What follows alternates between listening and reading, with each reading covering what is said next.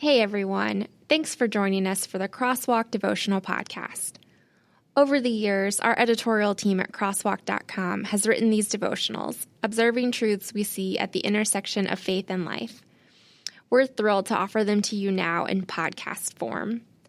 To get all of these episodes straight to your phone each week, just subscribe on iTunes or wherever you get podcasts. To find more devotional content like this, just visit us at crosswalk.com.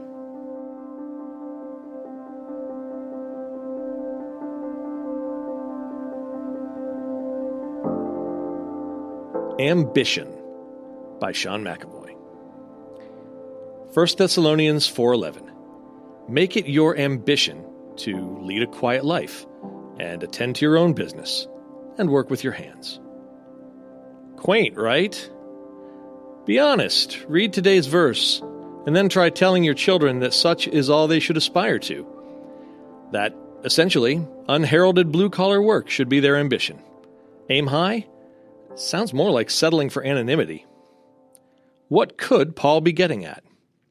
Sure, there are times we all grow tired of the rat race and perhaps dream about a scenario where we forsake the city in a high-pressure job for a more pastoral setting, crafting furniture and knickknacks, living in harmony. Is that what this verse is getting at? Let's look deeper. The Greek word philoteme means to labor, endeavor, strive, study to become. It is used in 3 places in the New Testament. The first is quoted above regarding ambition, which sounds not much like we typically imagine when we think of things to be ambitious about.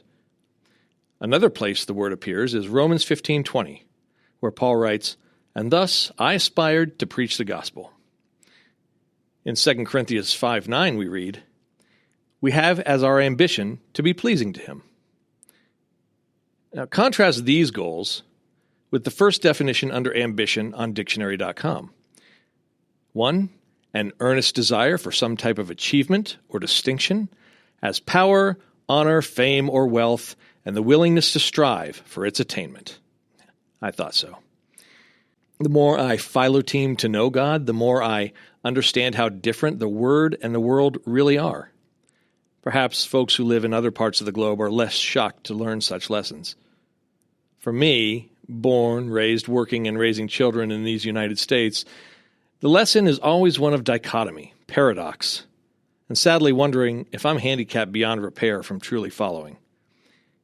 One of my bosses is fond of saying that in business, it's crucial to determine early on whether a person you are dealing with is a make-me-rich or a make-me-famous person. Everyone, the story goes, is either one or the other at heart. And truly, according to the world's definition of ambition, that makes sense. We all have something we want that drives us. Lately, I've been wondering a lot at where this has gotten me. Everything I have done, accomplished, purposed, learned, studied, philotemed in life has led to what exactly? What goal?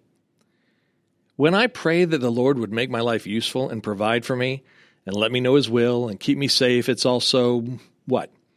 So I can watch my TV programs every night without acid in my stomach and with an easy feeling in my chest, as opposed to having to really live by faith?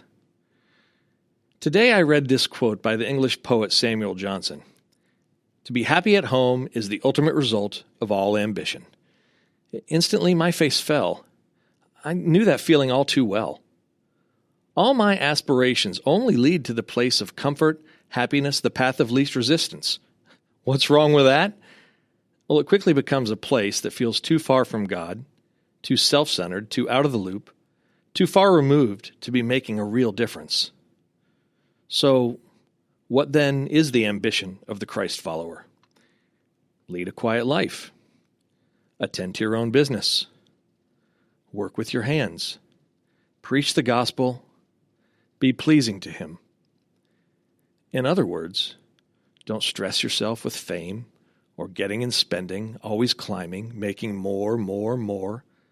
Don't bother with being a busybody or a gossip. Be creative. Let God work through you. Tell others about Him and live by faith. It's so simple, almost too simple. Ambition isn't something far out there, some unabashed worldly success beyond our dreams, though that's where God may take us. It all goes back to the very reason God made man in the first place, to have someone to know him. And there's just not anything quaint about that. Intersecting faith and life. The bulleted points above might sound too easy, too simple, and they can be. But when was the last time you made any or all of these your ambition? Pick one and practice it today. Perhaps preaching the gospel to someone. Perhaps seeking God's pleasure more than your own in any decisions you make. For further reading, visit Romans 15:20 and 2 Corinthians 5:9 through 31.